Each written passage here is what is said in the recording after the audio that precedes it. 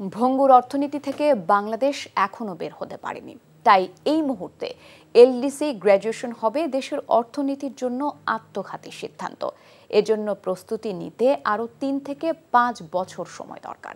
LDC উত্তরণের challenge মোকাবেলায় international chamber of commerce আয়োজিত সেমিনারে এসব কথা বলেন ব্যবসায়ীরা, জানাচ্ছেন আরাফাত ইসলাম। আগামী বছর ২০২৬ সালের নভেম্বরে এলডিসি থেকে উত্তরণ করতে যাচ্ছে বাংলাদেশ। এতে করে যুক্তরাষ্ট্র ও ইউরোপ সহ আন্তর্জাতিক বাজারে পণ্য রপ্তানির ক্ষেত্রে শুল্কমুক্ত প্রবেশের সুবিধা হারাবে বাংলাদেশ। এর পাশাপাশি শিল্পের কাঁচামাল আমদানি ও পণ্যের উৎপাদন ব্যয়ও বেড়ে যাবে, যার ফলে ঔষধ এবং পোশাক থেকে শুরু করে রপ্তানি খাতের দুশ্চিন্তা যেন বেড়েই চলেছে। ব্যবসায়ীরা বলছেন, আগামী বছর এলডিসি গ্র্যাজুয়েশনে যাওয়া হবে ভুল সিদ্ধান্ত। ক্ষতিগ্রস্ত হবে দেশের বেসরকারি খাত। তাই প্রস্তুতির জন্য সরকারকে আরও কয়েক বছর সময় নিতে বলেন তারা।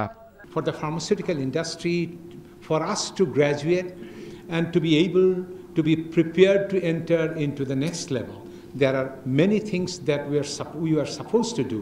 We didn't do anything. I hope then together if we work, we can convince government that who are thinking this is the right time to graduate. We have difference of opinion. That's November 26 is not the right time. We'd like to be graduated, but we need at least 2 to 3 years. যে সিদ্ধান্ত আমাদেরকে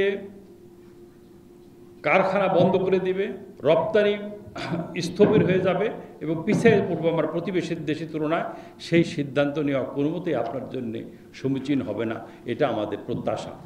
LDC উত্তরণের challenge ও সমাধানের দিক তুলে ধরে public private dialogue সহ সমন্বিত উদ্যোগ গ্রহণের মাধ্যমে প্রস্তুতি নেওয়ার তাগিদ দেন অর্থনীতিবিদরা। ২১ থেকে ২৫ ৪-৫ বছরে কি হলো? What happened? Nothing happened. We haven't seen the kind of momentum অথবা effort from the government. Past রেজিমে তো নাই, এই রেজিমেও আমরা কিন্তু we haven't seen that kind of momentum.